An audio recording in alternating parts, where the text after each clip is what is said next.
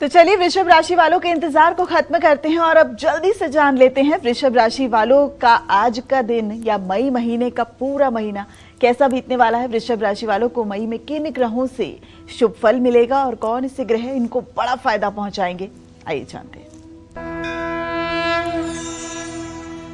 देखिए, आपकी अगर वृषभ राशि है तो सूर्य की स्थिति तो आपके व्यय भाव में है, तो ये आपके लिए तो मध्यम ही फल देंगे।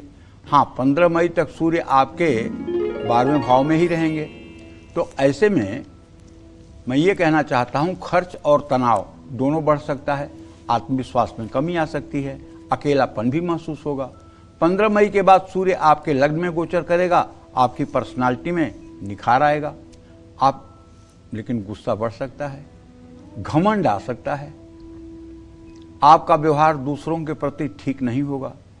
ऐसा है ना, ठंडे बर्तन में भी गर्म पानी अगर डाल दो और वो गर्म ना हो जाए बर्तन, तो उस गर्मी का मतलब ही क्या है। इसी तरह से सफलता, सुख, ये सब लोग डाइजेस्ट नहीं कर पाते, सब लोग हजम नहीं कर पाते। थोड़ी सी सफलता मिल जाए, थोड़ी सी उपलब्धि मिल जाए तो इंसान इतराने लगता है।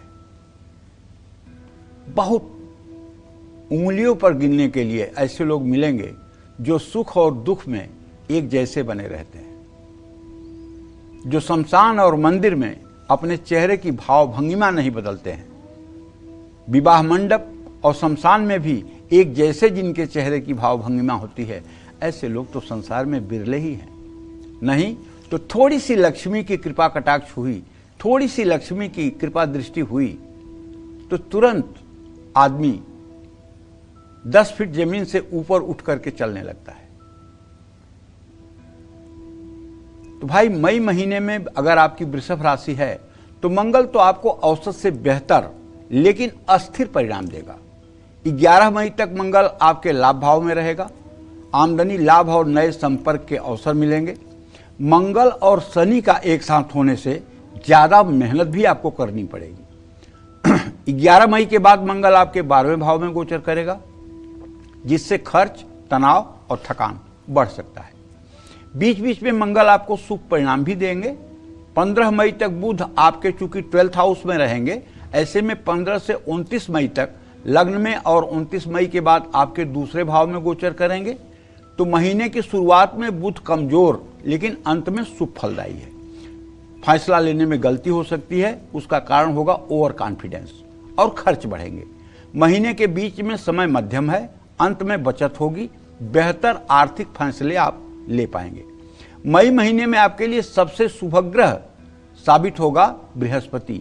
पूरे महीने बृहस्पति आपके धन भाव में स्थिर रहेगा, धन बढ़ेगा, बचत होगी, परिवार का सहयोग मिलेगा, परिवार में बड़ा सामंजस्य रहेगा, समझदारी से लिए फैसले फायदेमंद होंगे। शुक्र से भी आपको पूरे महीने लाभ मिलेगा। 14 मई तक शुक्र आपके लग्न में और इसके बाद आपके द्वितीय भाव में गोचर करेंगे। आपका लोगों पर सकारात्मक प्रभाव पड़ेगा, धन और सुख सुविधाओं में वृद्धि होगी, परिवार में सुख शांति रहेगी। मई महीने में शनि थोड़ी धीमी लेकिन अस्थायी सफलता दे सकता है। शनि पूरे महीने आपके लाभ भाव में रहेंगे, मेहनत के अनुसार आय मिलेगी, काम देर से पूरे होंगे। 17 मई के बाद स्थिति और अच्छी होगी। मई महीने में राहु से आपको मध्यम फल मिलेगा। 10वें भाव में राहु करियर में अचानक बदलाव ला सकता है। नए अवसर तो मिलेंगे लेकिन आप असमंजस में रह सकते हैं। पूरे महीने चौथे भाव का केतु नकारात्मक परिणाम दे सकता है, सावधान रहने की जरूरत है। घर में स्ट्रेस, तनाव, मन में अशांति, अपने से दूरी की संभावना है। अगर आप चाहते हैं पूरा महीना आपका दिव्य हो तो आप मेरे कहे से 2 उपाय कर लीजिए। एक तो अगर घर में दुर्गा सप्तशती की किताब नहीं है तो दुर्गा सप्तशती की किताब गीता प्रेस की ले आइए और नित्य प्रातः सायं, चाहे आप 5 मिनट ही पूजा करते हो, दुर्गा सप्तशती के कवच का पाठ करना शुरू कर दीजिए। अगर संस्कृत में ना भी कर सकते हैं तो हिंदी में ही करना शुरू कर दीजिए। महिलाएं जब उसका 41वां मंत्र पढ़ें तो उसमें पढ़ें कि मेरे पति की रक्षा भैरवी करें, और पुरुष जब पढ़ें तो कहें कि मेरे पत्नी की रक्षा भैरवी करें। ठीक है, पूरा कवच का पाठ कर लिया। अब कवच के पाठ के बाद उसमें अष्टोत्तर शतनाम दुर्गा जी के 108 नाम भी हैं। उन 108 नामों को भी पढ़ लीजिए और इतना पढ़ने के बाद उसमें अंत में क्षमा प्रार्थना है, क्षमा प्रार्थना कर लीजिए। अगर इतनी ही बात दोनों समय बन जाएगी तो आप विश्वास करिए इस धरा पर कोई ऐसा ग्रह नहीं है, इस ब्रह्मांड में कोई ऐसा ग्रह नहीं है जो आपको 1 मिनट के लिए भी दुखी कर दे। जय मां विंध्यवासिनी। तो चलिए बिना वक्त गवाए अब बात कर लेते हैं मिथुन राशि की। मई में मिथुन राशि वालों के लिए कौन सा ग्रह बड़ी परेशानियों का कारण बनेगा और किस ग्रह से मिथुन राशि वालों को मई में सबसे ज्यादा फायदा मिलने वाला है, आइए जानते हैं पंडित जी से। मई महीने के मध्य भाग में सूर्य आपके लिए मध्यम फलदायी है। दूसरे भाग में सूर्य से सावधान रहना होगा क्योंकि ये वृषभ राशि में आपके व्यय भाव में आ जाएगा। 15 मई तक सूर्य तो शुभ है क्योंकि एकादश में है, इसके बाद कमजोर हो जाएगा 1 महीने के लिए। तो 15 मई तक तो आपका सेल्फ कॉन्फिडेंस, आपका आत्मविश्वास बढ़ेगा, आपके चेहरे पर रौनक रहेगी, सरकारी कामों में लाभ मिलेगा। लेकिन 15 मई के बाद एक तो आपका कॉन्फिडेंस लूज होगा, आत्मविश्वास में कमी आएगी, और दूसरा आपके अंदर गुस्सा, अहंकार, रिश्तों में तनाव, ये सब चीजें उत्पन्न होंगी और काम में मन नहीं लगेगा, फैसला लेने में भी दिक्कत होगी, आपको अपने ऊपर ही विश्वास नहीं रहेगा। मंगल महीने की शुरुआत में संघर्ष देगा लेकिन बाद में सफलता की सीढ़ियां भी चढ़ा सकता है। 11 मई तक मंगल आपके 10th हाउस में रहेगा जिससे काम बढ़ेगा, कार्यक्षेत्र में तनाव भी महसूस होगा, विवाद की भी संभावना है। लेकिन 11 मई के बाद आय के स्रोत बढ़ेंगे, रुके काम पूरे होंगे, लाभ के लिए अवसर मिलेंगे। 15 मई तक बुध से लाभ मिलेगा। 15 से 29 मई तक बुध कमजोर है। 29 मई के बाद बुध आपको मध्यम फल देगा। शुरुआत में बुध संपर्कों से लाभ दिलाएगा। 15 मई के बाद आप गलत फैसले ले सकते हैं। पैसों को लेकर कोई गलतफहमी भी हो सकती है। बृहस्पति पूरे महीने आपको लाभ देंगे और लग्न में गोचर करेंगे। सोच सकारात्मक होगी, जीवन में स्थिरता आएगी, करियर और कारोबार को सही डायरेक्शन मिलेगा, सेहत का साथ मिलेगा, मान सम्मान बढ़ेगा। शुक्र भी आपके लिए शुभ, सुख सुविधाएं बढ़ेगी, क्रिएटिव फील्ड से जुड़े लोगों को लाभ मिलेगा। शनि आपके लिए मिले जुले परिणाम देने वाले होंगे, काम देरी से पूरे होंगे, परिणाम धीरे धीरे मिलेगा, आप पर जिम्मेदारियां बढ़ेंगी, तनाव रहेगा। राहु से भी आपको मध्यम फल ही प्राप्त होगा। करियर को नई दिशा मिल सकती है या अचानक कुछ बदलाव आएंगे। जोखिम भरे फैसले ना लें, नए अवसर मिलेंगे लेकिन सोच समझकर फैसला लें। केतु आपके लिए शुभ है, केतु सही फैसले लेने और तनाव कम करने में मदद करेगा। अध्यात्म में आपकी रुचि बढ़ेगी। बस आपको एक काम करना है, अब अगर आज तक आपने नहीं लगाया है तो अब एक राम दरबार का चित्र अपने घर के पूजा स्थान में जरूर लगाइए। फोटो फ्रेम ही लगाइए जिसमें राम, लक्ष्मण, सीता और हनुमान जी विराजमान हो।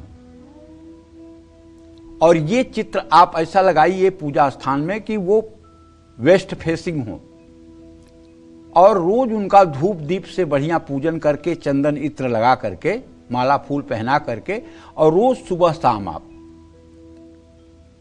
श्री राम रक्षा स्तोत्र का पाठ करना शुरू कर दीजिए।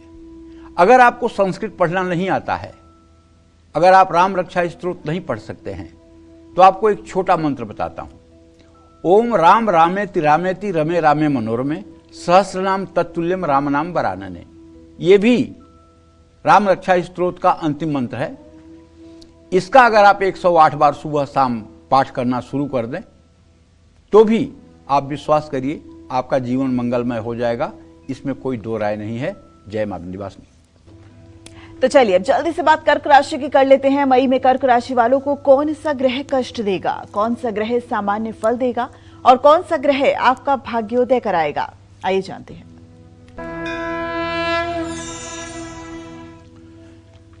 देखिए, अगर आपकी कर्क राशि है तो आप समझ के चलिए कि आपके राशि स्वामी चंद्रदेव हैं और ये हर 2.25 दिन के बाद अपनी राशि बदलते हैं।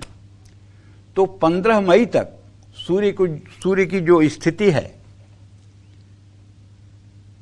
इसके अनुसार सूर्य आपके 10th हाउस में 10वें भाव में गोचर करते रहेंगे। और 15 मई के बाद ये आपके एकादश भाव में गोचर करेंगे। पूरे महीने सूर्य से आपको लाभ मिलेगा। करियर में तरक्की होगी, आमदनी के नए अवसर मिलेंगे, प्रभावशाली लोगों से संपर्क जुड़ेगा और आपकी इच्छाएं पूरी होंगी, लक्ष्य पूरे होंगे, सरकारी नौकरी में सफलता प्राप्त होगी। 11 महीने तक मंगल, 11 मई के बाद मंगल भाग्य भाव में और इसके बाद आपके 10वें भाव में गोचर करेंगे। मंगल पहले भाग में कमजोर और दूसरे भाग में मजबूत होगा। महीने के पहले भाग में भागदौड़ बढ़ेगी, रुकावट आएगी, लेकिन महीने के दूसरे भाग में मेहनत का फल मिलेगा। नौकरी में आपको स्थिति मजबूत दिखाई देगी। 15 मई तक बुध 10वें भाव में, 15 से 29 मई तक 11वें भाव में और इसके बाद 12वें भाव में गोचर करेगा। बुध आपके लिए शुभ है, लेकिन महीने के अंत में सावधान रहिएगा। फैसले मजबूती से लीजिएगा, कारोबार में लाभ मिलेगा, आपकी नेटवर्किंग से फायदा होगा, लेकिन महीने के अंत में खर्च और फैसलों को लेकर सतर्क रहना होगा। 12वें भाव में होने के कारण बृहस्पति से आपको मध्यम फल मिलेगा। धार्मिक खर्चे बढ़ेंगे, विदेश से जुड़ने का अवसर मिलेगा, सेहत और मानसिक स्वास्थ्य प्रभावित हो सकता है। कभी कभी मनचाहे परिणाम प्राप्त नहीं होंगे। 14 मई तक शुक्र लाभ भाव में रहेगा, इसके बाद 12वें भाव में आएगा। आय और लाभ बढ़ेंगे, रिश्ते मजबूत होंगे, दोस्तों और रिश्तेदारों से लाभ मिलेगा। 14 मई के बाद खर्च बढ़ सकते हैं। शनि आपको कमजोर परिणाम देंगे, तनाव, निराशा और धीमी प्रगति परेशान करेगी। पूरे महीने राहु आपके 2nd हाउस में रहेगा। सावधानी जरूरी होगी, परिवार में गलतफहमी होगी, वाणी में कड़वाहट होगी। और हाँ, अगर आपकी उम्र 18 साल से कम है तो आप नशे की तरफ भी आकृष्ट हो सकते हैं, तो इस समय गलत संगति और खान पान से बिल्कुल सावधान रहिएगा। केतु भी आपके दूसरे भाव में रहेगा। परिवार में कलेश, अलगाव की स्थिति बन सकती है। सोच समझकर बोलिए, मानसिक अस्थिरता रहेगी। तो मैं आपसे ये कहना चाहूंगा कि देखिए, अगर आपकी कर्क राशि है तो आप एक नियम बना लीजिए मई के महीने के लिए। कल से रोज सुबह आप शिव मंदिर जाना शुरू कर दीजिए। नंगे पैर अपने घर से शिव मंदिर जाना शुरू कर दीजिए। 1 लोटा जल, थोड़ा सा दूध, थोड़ा सा गन्ने का रस, थोड़ी सी दही, थोड़ा सा शहद, थोड़ा सा घी, या जो भी संभव हो, न कुछ संभव हो तो केवल जल ही सही। जल, बेलपत्र, धूप, दीप और कुछ फल, मिठाई भगवान शिव को अर्पित कीजिए। और जब तक शिवालय में रहिए तब तक मुंह बंद नहीं होना चाहिए। हर समय बोलिए ओम नमः शिवाय, ओम नमः शिवाय, ओम नमः शिवाय, ओम नमः शिवाय। बोलते रहिए, बोलते रहिए, बोलते रहिए। शिवालय कोट्य सह, एक बार शिवालय में ओम नमः शिवाय बोलने का 1 करोड़ गुना फल मिलता है। क्या आपको पता है ये बात? नहीं ना? शिवालय कोट्य सह, एक बार बोलोगे करोड़ों गुना फायदा, एक बार बोलोगे करोड़ बार का फल मिलेगा। तो अगर आपने ये 30 दिन के लिए नियम बना लिया, अगर आप महिला नहीं है, पुरुष है, तो आपका नियम भंग नहीं होगा। आप 30 दिन ये कर सकते हैं। अगर आप महिला हैं तो ज़्यादा से ज़्यादा दिन जो कर सकते हैं आपको करना चाहिए। अगर आपकी कर्क राशि है तो फिर आप चमत्कार देखिए, फिर अशुभ ग्रहों का कोई प्रभाव आपके जीवन पर पड़ेगा नहीं, क्योंकि सकल अमंगल मेटनहारी, भाव्य मेट सकह त्रिपुरारी। भगवान शिव की शरणागति के बाद तो कुछ असंभव रह ही नहीं जाता है। इसीलिए आपकी राशि जो है वो कर्क राशि है। राशि स्वामी चंद्रमा है, जिसे भगवान शिव अपने मस्तक पर धारण करते हैं। तो क्यों ना आप भगवान शिव की शरणागति ले लें और अपने जीवन को खुशहाल कर लें। जय मां विंध्यवासिनी।